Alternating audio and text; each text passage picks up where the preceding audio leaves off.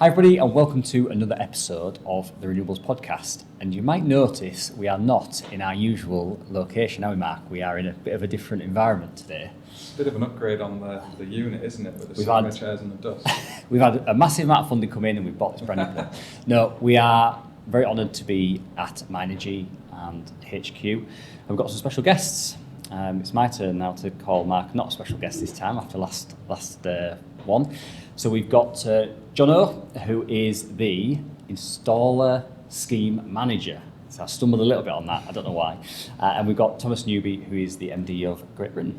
So yeah, for Myenergi. So some big names, Mark. We're not always used to these big names, are we? I'm into the hornet's nest because it's fair to say I've had a bit of a jive at Myenergi over the last few weeks with some of our installations. So it'd be good to get your guys' input on some of the things that we've had happen and more widely what's going on technically around some of these products as well. Yeah, absolutely. And one thing that we are setting out with this podcast to anyone else watching this as an installer or as a manufacturer is that we're never out here to actually sort of get any gotcha moments or anything like that. We want to give everybody a voice to speak to everyone else in the industry. This industry, and I'm talking more widely about renewables, is very much compartmentalised where manufacturers will only talk to manufacturers and maybe a few installers. Installers all talk to each other about problems that are happening. And actually, what we find is a lot of the time, a conversation that is including everybody usually takes the heat out of stuff and actually brings out better products, better processes, and better ideas. So that's what we want to do with this podcast. But we aren't going to shy away from some of the questions that everyone's been asking. We've been inundated with questions to ask, and we'll get through as many of them as we can.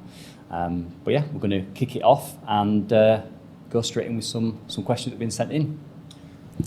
Yeah, I'd say first up would be my experience with the Harvey, and there's been a firmware update on that. I had an issue where the Harvey lost its connections with CT data between the Zappy on a customer job we had. So I just wondered if there was an issue with that, or if that's just something that was unique to my circumstance, if you like.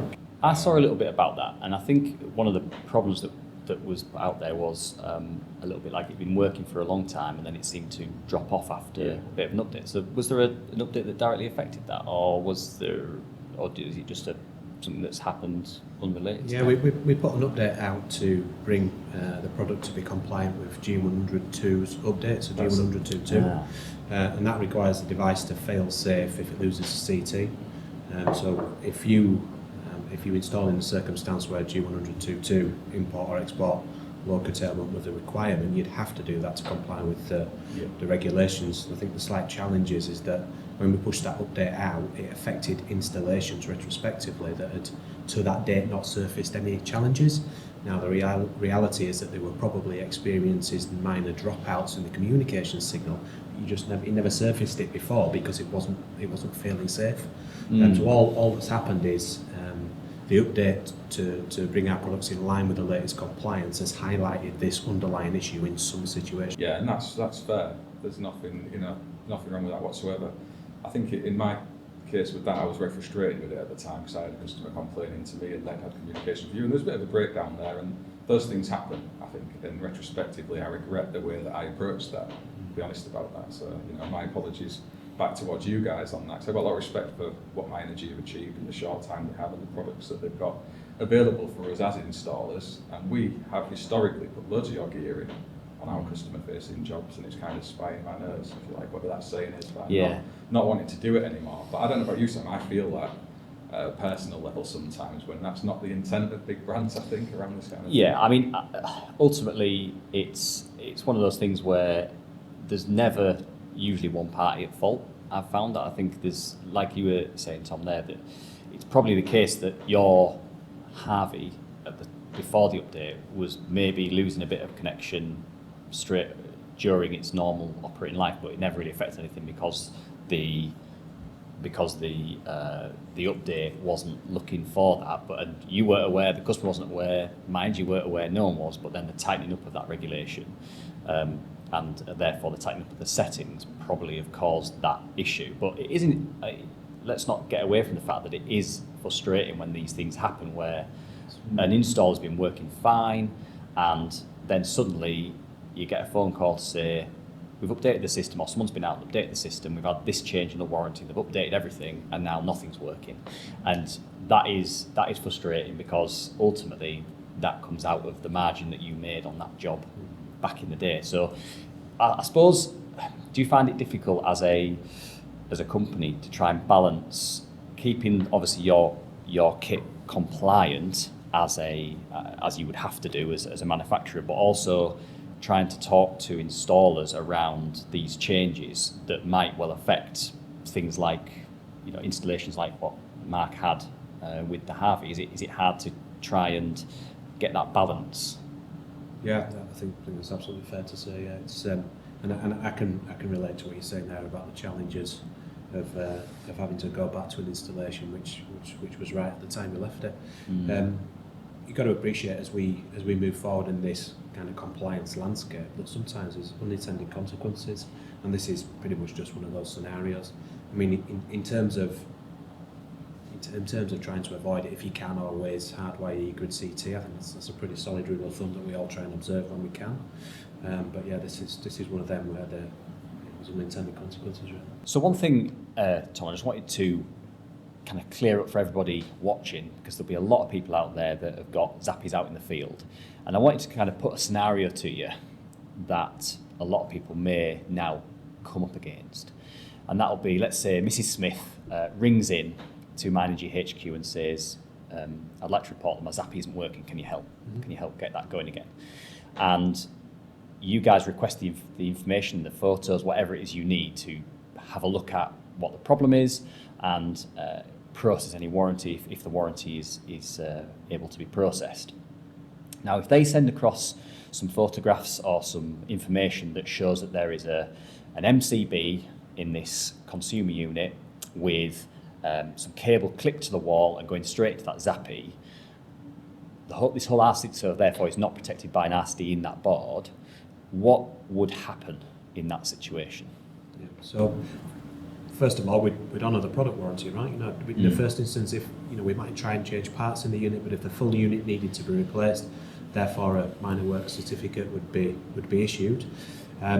The installation is safe, right? So we'd swap the products out, we'd complete the minor work certificate, and there'd be a deviation note in there that the RCD requirements are met by the safety features within the device. Okay, so to really hammer that home, because I know this is a big one for people that have installed a lot, I've installed a lot of Zappies, and I'm thinking a little bit about this now, and for anybody that does have that Mrs. Smith that has that situation in, what I'm kind of picking up from what you're saying is that the warranty on the Zappy is unchanged, no matter how it's being supplied, the warranty is for that charger, but the complication may come as to when it is changed, that there would be a deviation from regulations because it's got a shared AC RCD on the board, or it's not got any RCD protection, because there's been clarifications in the market as to what is required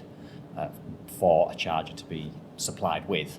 But you're saying now that there has been communications breakdowns to customers, and has there been internal things that have changed that now? Some internal training that's been addressed. It was addressed, really quickly actually. As soon as we got wind that there were comments going on, we were like, what's led to this? Yeah. But to answer your question really explicitly, the product warranty stands.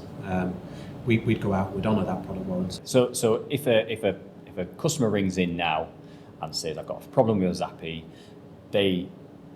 I'm assuming, and correct me if I'm wrong, the Myenergi support team will focus on the Zappy more so as to fixing the problem with the Zappy, rather than criticising or commenting, it might be a better word, commenting on the way that the supply has been put into that, because that's more on the design stage, responsibility, exactly, which is always going to be the installer. Yeah, if we're the designers, we should be the ones making a view on that, really, I think, not the manufacturer so much, and that's maybe a learning journey that we're on with more than just Myenergi. I think the heat in this has been the way that the people at Myenergi had criticised the install, exactly, of, rather than speaking to the installer.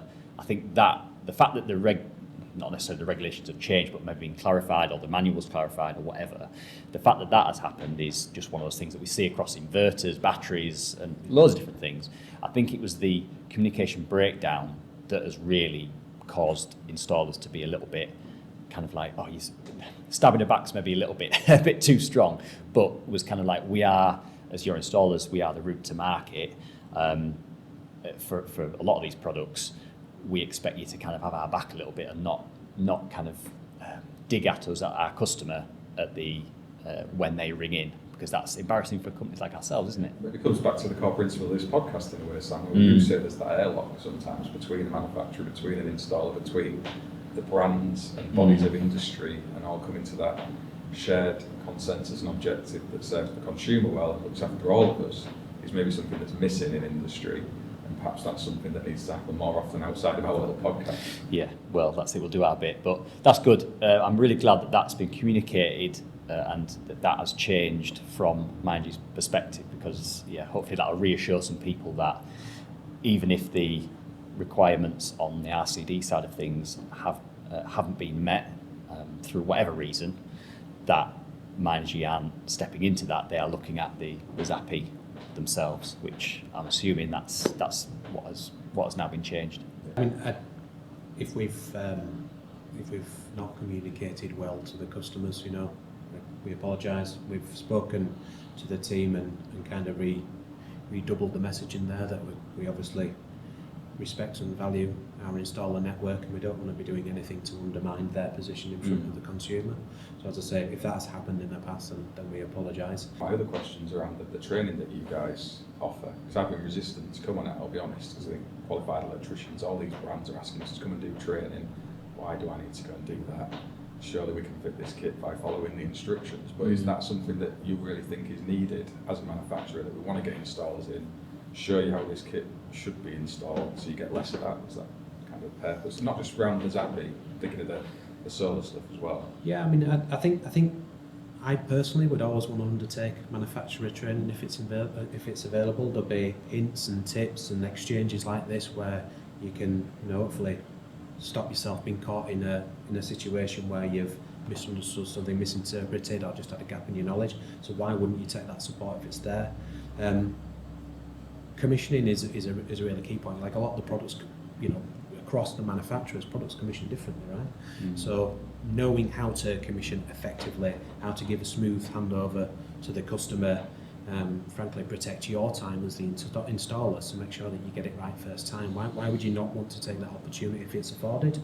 Now, on our side, we've got a responsibility to make that training engaging, effective, as accessible as possible, and we're kind of working hard in the background to do that. And Jonno will probably mention later on about our installer scheme and the endeavours that we've got around that to keep records, to give good communications to installers when we've got product training updates and the like.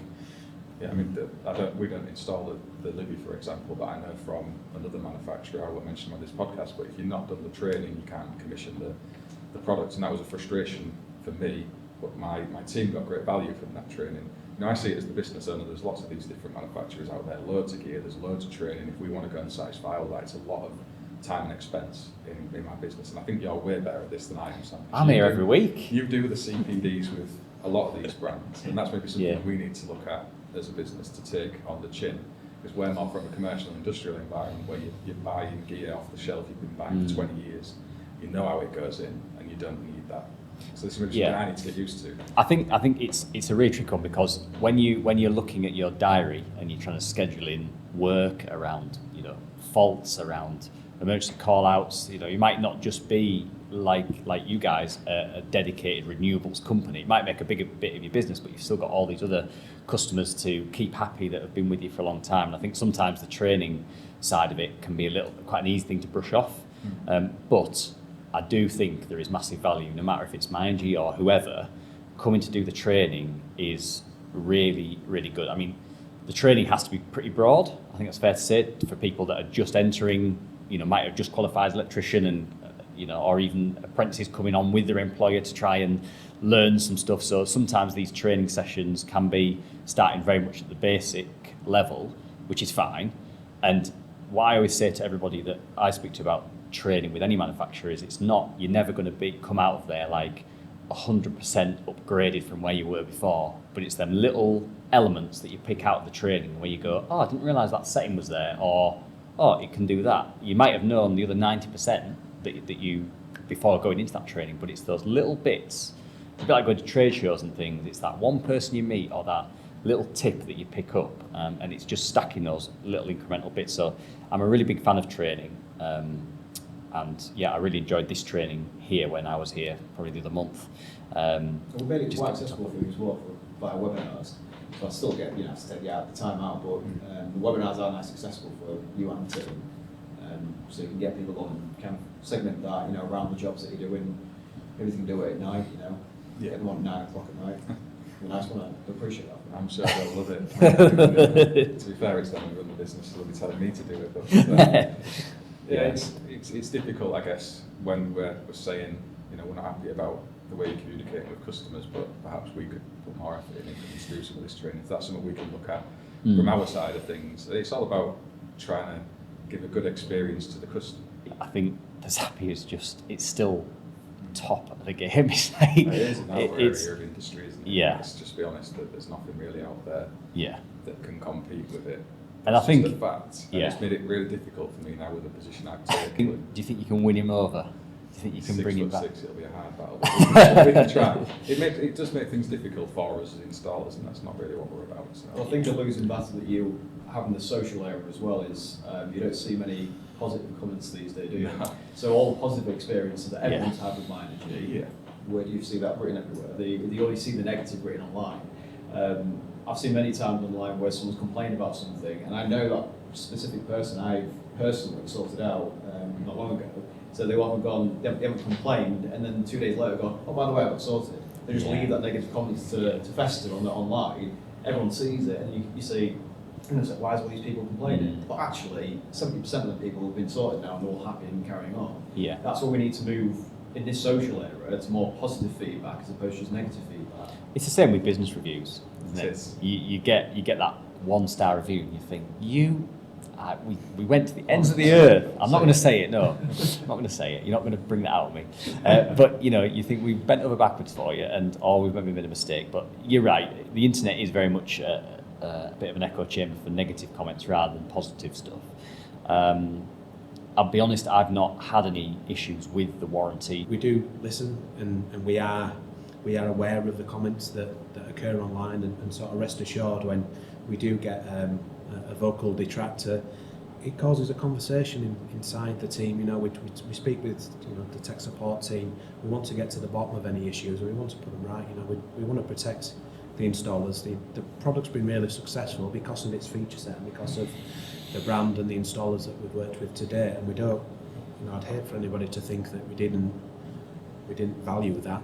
Kind of got us to where we are. So I think this is a really good time to bring in the Rock Champion scheme on it. So we're talking about installer satisfaction. Now it goes without saying, like installers such as yourselves have been an absolute backbone to get us to where we are today. Since we started to this very moment now, and we acknowledge that, and we really, really appreciate that. So a big part of my job now is bring up this product champion scheme we're working on, and it's literally a scheme to champion installers such as yourself installing our products. That more open communication that is giving you tools to improve yourself out there in the field, win more work amongst all the installers that aren't affiliated maybe with Myenergi. Maybe for our products from the wholesalers now and then, but you've got the training, you've got all the credentials from us.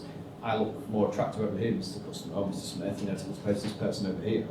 So basically, the product champion scheme is teaching installers how to fish, as opposed to like just giving out these leads that we used to do. Because parking that aside for a second, it didn't really work as we envisioned with the lead generation as what we did in the past. But now, like I say, we want to teach installers how to fish and give them all the tools to better themselves constantly. And we're just going to keep championing you as much as you champion us. So is that a drive to try and keep people that maybe don't have the right intentions around fitting this equipment kind of out of the market a little bit to try and keep the standard high, or is that? Well, at the end of the day, if you have an installer who goes to a wholesaler, just randomly buys our products off the shelf and fits that for a customer, and that customer has a terrible journey with that installer, we have no we have no leverage over that installer. We have no communication, nothing. So we can't really do anything with that installer. But the customer, who do they ultimately come to first? They come to us, even though it wasn't necessarily our problem. But if we funnel everyone through the product championing scheme and champion through that way, and have this nice attractive scheme, which it will be for installers, because like I say, you're a champion, us, we're a champion you, we can have that quality of work and we can manage that a lot better, so everyone's having a better experience when installing our products. Sounds like an interesting. Is that something that's going to launch through the website, or is it already available? It's going very quickly, is all I'm saying. It's on the way very soon. Yeah. Okay. Come on, when is it? When is it coming out? When is it? I'm going to get an exclusive in these. I'm sure of it. I've got a list here of stuff I'm going to find I'll out. crack it some point. We're always filming. We'll catch it. Yeah, that's great. So we've had, like we've done on a couple of other podcasts, we've had some questions come in. We want everyone that watches and listens to this to ask or tell us effectively the questions you want us to ask, because me and Mark have our own interests, but we want to hear what you want to say. So for future podcasts as well, we'll be putting a call out across social media to ask you what you want to us, put my teeth in, what you want us to ask the guests on this podcast. So a few of these questions, the first one here, which I think relates to some of these G100 changes, was can a Zappy be used without a CT clamp for the grid? Yes, Okay. effectively, if Zappy doesn't have a grid CT, you can disable it. It becomes a fast charger. I think it presents a bit of a challenge to me as to why you would, because the benefits of Zappy, of course, is that ability to consume self-generation, to manage import, low curtailments, make installations and notification processes with ENA simpler. A lot of customers have historically used both Zappy and Eddy as an entry point for monitoring as well for an existing solar installation. So you lose all of those benefits if you don't fit the grid CT. So can you? Yes. Would you? I don't really see why. Okay. And I think you had a few things around the DNO, didn't you, Mark, that you were interested in? Yeah, there was one we spoke about earlier. Was if you've got any conversations with the DNO about that last kind of mile, the last difficult bit with people on, I'm thinking of terraced houses, for example, where I'm getting requests now as a business owner, can we fit a Zappy at the end of my garden to run over the street to charge a car? And there's the issues with the mixed earthing systems in the street and all those kind of things. Are you seeing inquiries like that coming into you if the product meets that intent? Is that questions you're getting asked?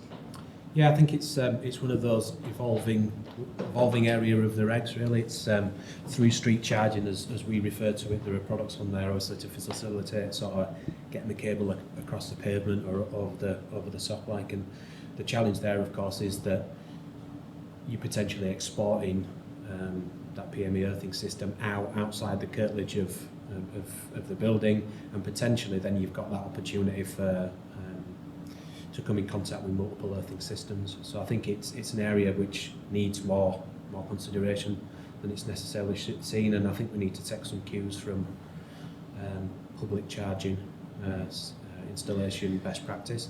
Yeah. The way that Zappy goes about doing its pen fault detection is a bit different from other solutions, as you're probably aware.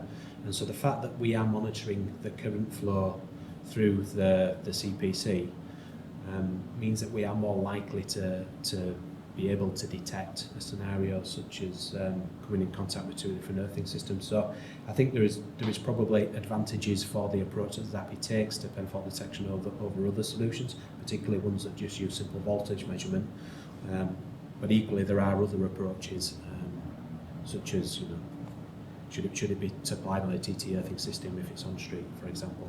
I think we need to watch how the regs develop in that space. It's a difficult one because you've got the maintenance aspect at a domestic level. You'll see this, Sam, that homeowners aren't the best for keeping on top of maintenance with this stuff, often not testing for 30 years sometimes, and you have that worry that the product will be great the day it goes in, but in 10 years' time, if that's still being used, is that still the case? And there's the liability of all the stuff in the street. But that's the hurdle we need to get over, because this EV wave is coming. Everybody's going to have these EV vehicles in 5-10 years' time, and lots of people are going to want to charge them at home, in the street, outside their terraced home. So it's how that is overcome. I think it's the next big wave.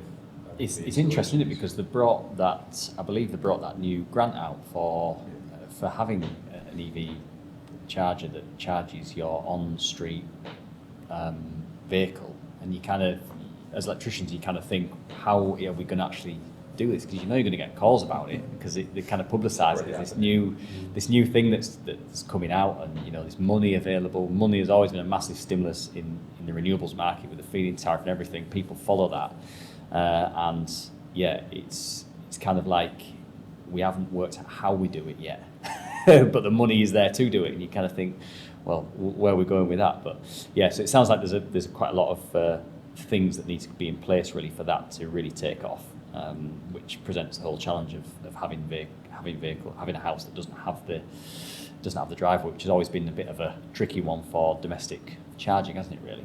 I know we've always found that quite hard. Another question that we had was around the Libby and the size of the solar PV connection onto that, because there's quite a few manufacturers that have looked to have focused on giving you a really good amount of PV connection into the Libby.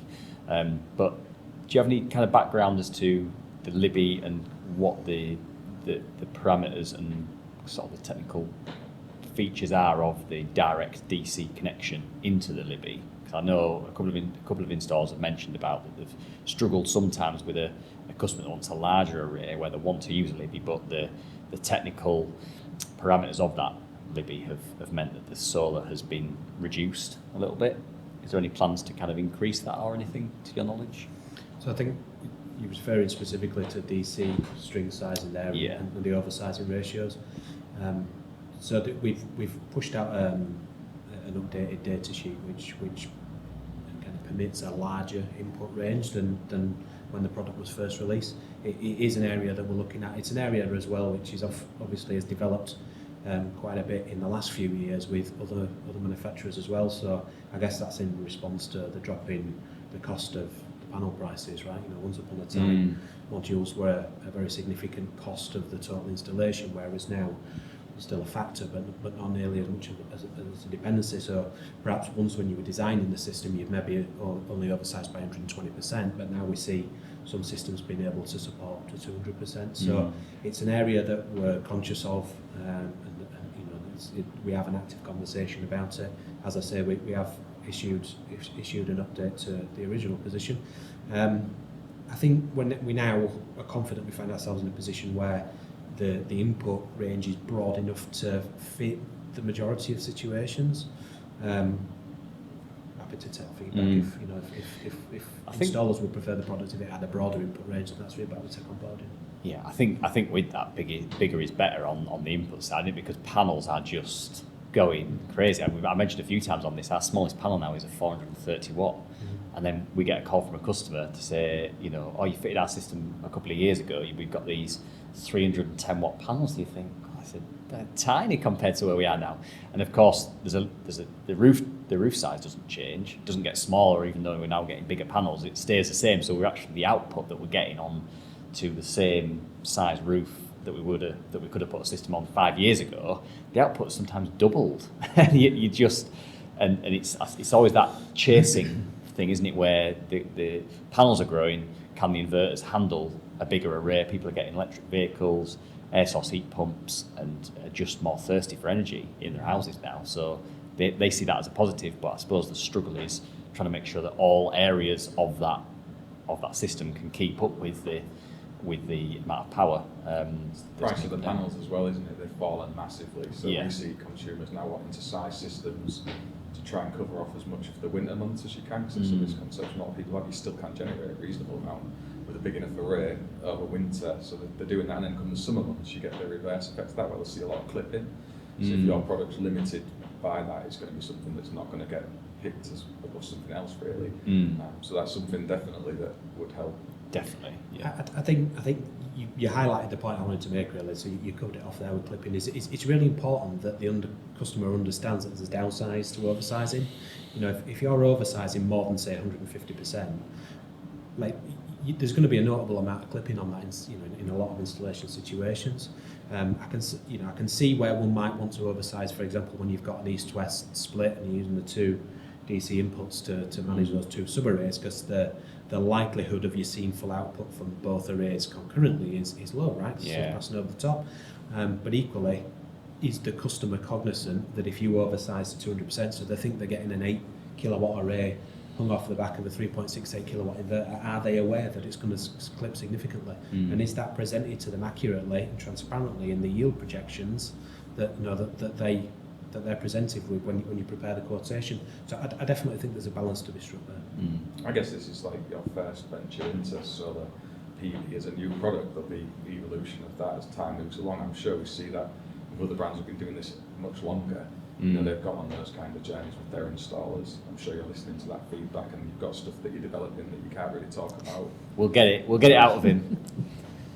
No, I've seen that through other string inverters as well, that since the feed-in tariff, the standard used to be 16 250 watt panels on a 3.68 inverter, and that was literally every install. And now, you know, our minimum system's like a 5 kilowatt all the time, because we can just fit more power on the roof. And people are just, usually people that are looking at going into solar and battery are also thinking of going heat pump and EV and everything else. It kind of starts that journey.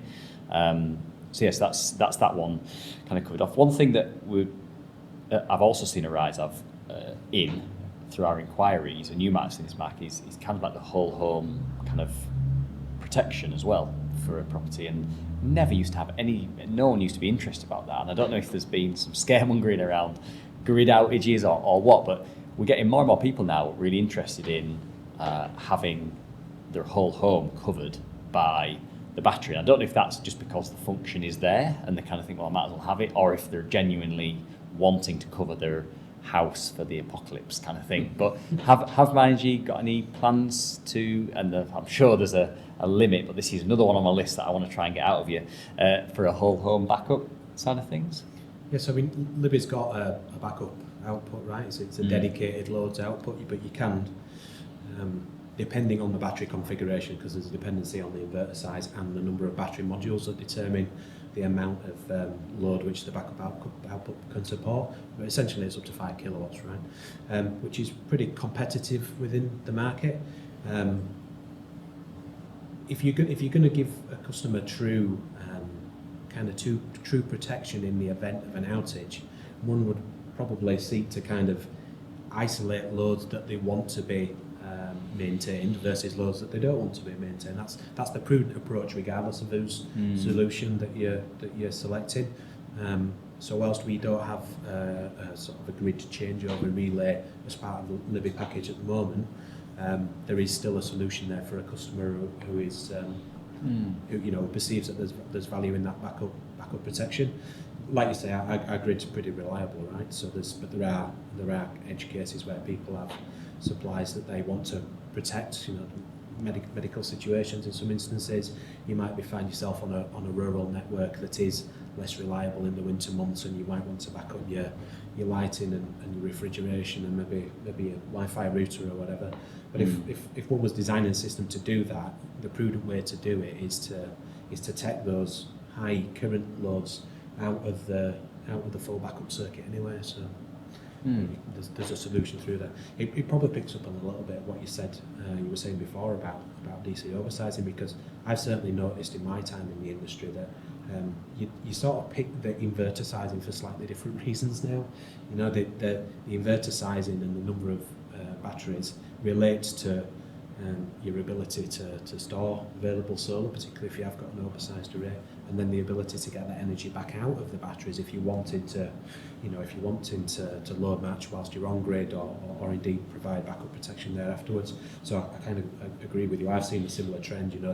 The arrays have gone from 3 to 5 kilowatts on a 2.2 to maybe a 5 kilowatt inverter was reasonably unusual in the early days of PV installation, whereas now it's sort of the norm. So we're, especially now that we've got the sort of faster track DNO application processes, the kind of SGI 1 to 3 processes for systems greater than 3.68, I'm not surprised at all that we're seeing installations where you're maximising the roof space, right? So you're maybe getting 6-7 kilowatts on the roof.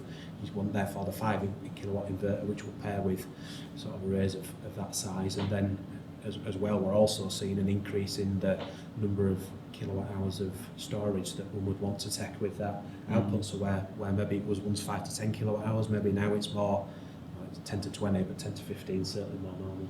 Yeah, I think installs are getting bigger, and the DNO change, where it used to be 45 working days to get anything over 3.68, and you were just sat there like, come on, this customer really wants to go ahead. Exactly. And now where they've offered that as a fast track, which I think is like within 10 days or something like that, has probably been the difference between some people going for a 5 kilowatt system. Like I say, pretty much all of ours go for that fast track because it's a 5 kilowatt system as our kind of minimum.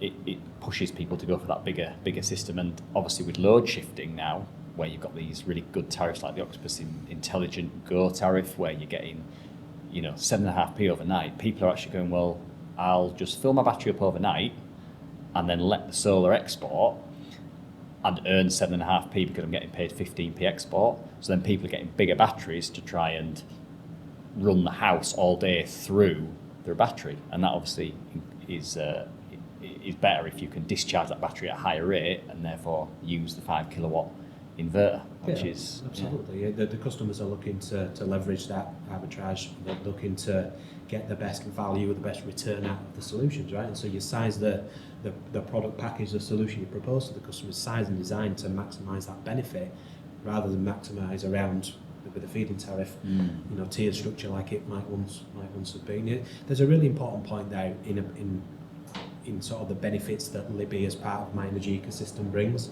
We've got the power diverter, we've got Zappy, we've got Libby. If you bring those solutions together, the likelihood of you meeting customer expectations when they're trying to configure to that benefit scenario that you described there. So the number of times that in my time in industry, I've seen customers go out and independently pick products and then not have their expectation met. So the car charger's discharging the battery and they didn't want to do that. And how do I prioritise my hot water at this time period rather than my battery on the car or whatever. By having all of that in that single user app that the Myenergi ecosystem presents, it affords a consumer a really simple hierarchy of control, right? And the simplest way of describing it. Fundamentally, that is what the customer expects it to do, but by picking disparate products, it's actually quite difficult to meet that expectation. And I've certainly found in conversations, when we do events, the customers come and they say, I've got this and I've got that, and will it meet my expectations? Will it perform in this scenario? And sometimes the answer is like, no, it won't, or not without some workaround. You have to set the car to charge at the same time as the battery or whatever to avoid discharge. So there is a chunk of merits which I think are underappreciated with taking the full ecosystem solution. That's exactly right. I mean, of course, I'm complaining at the start on some of the issues, but the superpower of Myenergi is the way all of that works together. I don't think anyone else does that as well, and full credit to you for that. Has the Libby been the success you thought it would be when you launched that? Has it gone as well as you'd hoped? Has it been better? Yeah, I mean, the demand up front for Libby was unreal. I don't think it's any great secret that we had problems keeping up with supply. There have been some challenges in the market since. Generally the price of batteries in the market we've seen has dropped quicker than we all expected, probably, but to the benefit of the consumer ultimately. And we've had to respond to that. We've got a promotion on now with our distributors who are doing a buy two get three. So effectively, you get a third one for buying 2 units, which that promotion brings our product to be more price competitive in the market. We were really keen to work with the distributors to get a solution out there that works for them, that works for the installer. We worked hard to bring that to market, and consequently, the demand's really strong for the product. I think what we really need to do, and it goes back to trade. So much of these conversation topics are interlinked. We need to do a better job, in my opinion, on educating the installers to the merits of this integrated ecosystem piece, and you'll see more about that on the installer scheme portal and within our training materials. We're trying to start with a more holistic, review. It may be that an installer's been fitting our car charger for a number of years, and they're looking into getting into battery storage. What are the challenges around DNO permissions, and why does one battery work better with within the same ecosystem or not. All of that are nuggets of information, like you mentioned earlier, that we can impart in a training course if we get installers to take valuable time out of their diary to come send it with us. We've got a great training facility. It's just a couple of rooms across. Yeah. If you've not been here, we've got a chap called Sean who's a very experienced trainer. Generally there's benefits beyond just learning how to fit out products and commission our products. There's a wider benefit from spending the day in the classroom with your peers, have a conversation, talk like we are around some of the challenges. Trade shows, sorry, I was going to add to that, like a really interesting space to see that as well for customers, because they always lead the conversation. I've got a Zappy, but I was taught to get something else, and now it doesn't work and it's compatible. I really wish it was waited for the Newby, or really wish it was waited for the Eddy, because they jumped the gun and then they've realised, actually, this full ecosystem works really well, and prioritisation in my life is absolutely key. So you can see that kind of resentment for the customer when they come understand that. I just wish I waited, or I wish I was more informed about the other things out there. Yeah, there's definitely conversations. Obviously, installers are really your route to market mainly, and I think you do get into that mindset of this is what we fit kind of thing, and the renewables industry changes so quickly, and new products like the Libby came out, which was kind of the missing link for a little while, as to people loved the Zappy, loved the Eddy, just needed that battery, and then when it came online it was like brilliant. We've got that sort of last part of the puzzle to give someone a really true full ecosystem of products, which is really good. And I think one thing for me as a business owner which is really important is support after the installation, during the installation, with the best will in the world, with the most training in the world. There's always that one bit that doesn't sink in, and there's always that one issue that you kind of think, I just can't get my head around this. And one of the questions that we'd had put to us was kind of long lead times on tickets that have been raised through Myenergi, or long lead times on phone lines and things like that. Is that something that Myenergi are aware of at all? Yeah, it's something we're actively working on. I mean, our call times at the moment are six average is 6 to 8 minutes. Yeah. So is that the on hold? Is that the on hold bit before it's answered? Yeah, that's the average. But of course, there are times, unfortunately, Jonno, out there where we get peaks and troughs in demand, like any business. And when that happens, sometimes we end up keeping people waiting longer than we would aspire to do. But we're working hard. You benefit of your own success here. The more successful the products are, the more people. The larger your installed asset base is, it's inevitable that you're going to get more calls for support, and we need to keep pace with that. It's probably worth mentioning as well around the tools and quick starts that are going to be part of the scheme. Exactly, yeah. We've got the foundation that we're working on right now with the Product Champion scheme. We're going to be constantly building on that to make that accessible support quicker for all product champions. So obviously that won't be a thing for every installer out there fitting a product to just go to the wholesaler. We're encouraging you to come to the training, become a product champion, and then you'll have access to all these benefits, and support is one of the benefits. I think it's worth mentioning as well, it's simple factors with call centres as well, where if an installer brings it up, is on the phone for 60 seconds and goes, put it down, that's just generated the ticket there. And then it's where you have to call them back into this thing where you put it down, put it all, pin it down, which can cause this kind of shockwave through any company or manufacturing industry, in the support side. So you're always fighting that battle as well. Just simple things of someone picking up the phone, putting it down, picking it back up again, putting it back down, and that doesn't help the case either. So that's constantly something we're trying to work on, solutions. I think one thing from my side that I've seen really successful with some other brands as well is things like WhatsApp helplines and things like that. As a bit of feedback from my side is. Have you seen that with other companies? Yeah, it's good because you can on the WhatsApp you can basically say hello, and then it flashes up to say this an assistant will be with you soon or something like that, and then you can be carrying on with doing some other bits rather than kind of having your neck on the phone or whatever. And we've all got kind of headphones and things now, but it's quite nice to know that you're in that queue, and it's more of a virtual thing. And it's really good for sending photos and things as well, because that's a really tricky one. Is not your Holland obviously, just oh yeah, it's nothing X-rated, but it's good because I'm sure that'll help you guys on the Myenergi side if you're able to see the issue, a little video, and go, this is what I've currently got, this is a problem,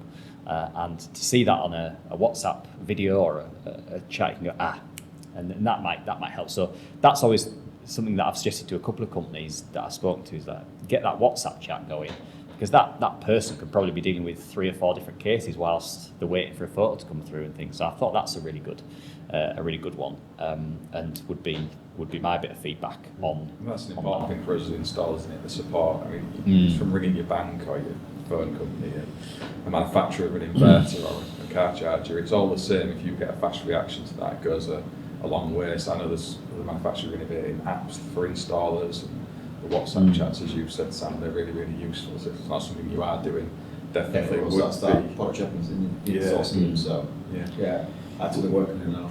Brilliant. Being able to triage the support requests, so we know it's an installer in the field.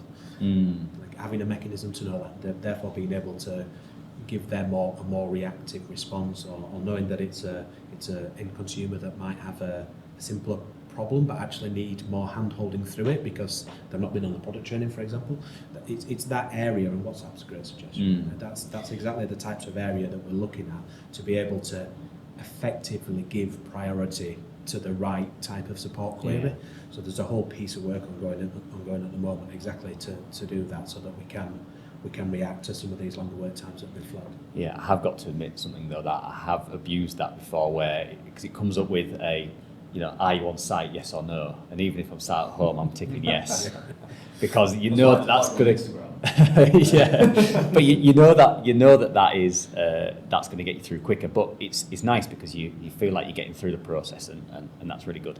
The last question that I had from someone coming in was, and it kind of relates to this a little bit, about there's been rumblings about like an engineer's app or something like that. I don't know if that's something that is rumblings. Yeah, it's my polite way of saying people have told me there's an engineer's app coming out. Desperate to get a nugget. I'm getting desperate, but some intel. Are you trying to look for facial cracks or something like that? Yeah, exactly. But stop distracting me, right? Is there an engineer?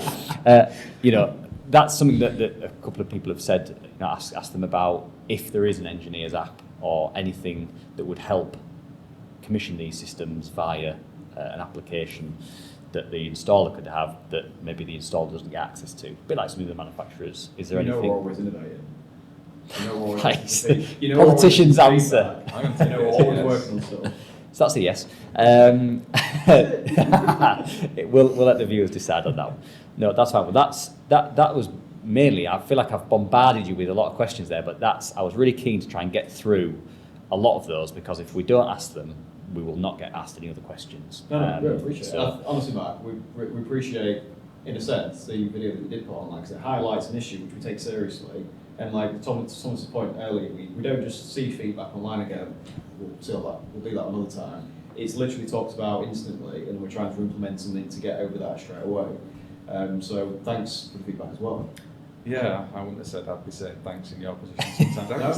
It's the ease of social media sometimes that it's so easy to react to something and share it online. And I was thinking about that after the fact, that if one of my customers had done that with me, I wouldn't be best pleased about it. But, it's just one of those things that happens, isn't it, I think? There's a lot of emotions in stuff and things that, Yeah.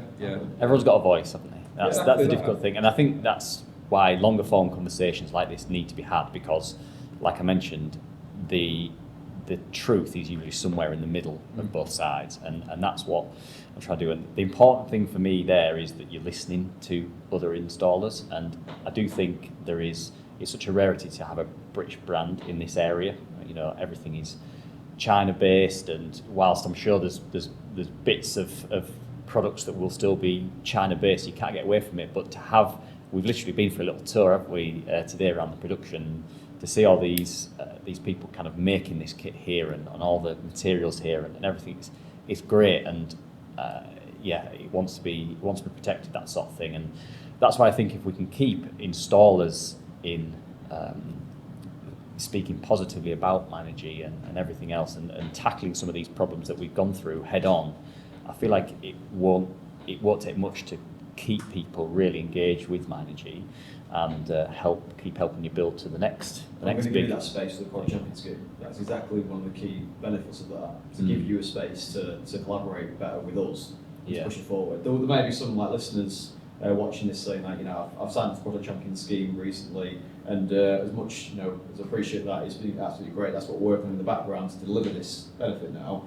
So that will be coming soon. But it's been great, to maybe some of the listeners who've actually put the medallions on their social medias already, they're championing it, which is great.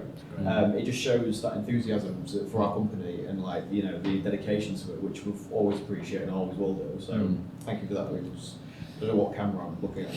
Right? Any of them. Yeah, of the 17. It's a great positive to end that chat, or grilling as Sam prefers to call it, I think, because I've really enjoyed chatting with you both, learned a lot along that journey, and I think that the growth that Myenergi has seen in the short time it has and the success you are in the part of the country that you are as well is huge credit to all of you, because this is a place that suffers economically, I would say, and you're a big part of that developing technology boom in this area, and that's something that we should be proud of, I think, outside of all the silliness of social media and other bits and pieces. It's a massive success, so fair play to you and well done. Thank you. We're proud of where we are. Yeah, no problem. Is there anything you two want to add? Any big exclusives or anything like that? It's got to be something. We are. Come on! No, that's fine. Sorry, no. That's fine. Well, I'll let you lead us out then, Mark, since I led us in. Yeah, like I said, if you've enjoyed this episode and there's any questions you've got for future guests, please do drop them in below. If you've got any feedback for the guys and girls at Myenergi, also drop those in. Give us a thumbs up or a thumbs down if you've not enjoyed it, and don't forget to subscribe to the channel. We're trying to grow this, it's very new, something that we hope is helpful to industry. Thank you all for watching, and we'll see you on the next one.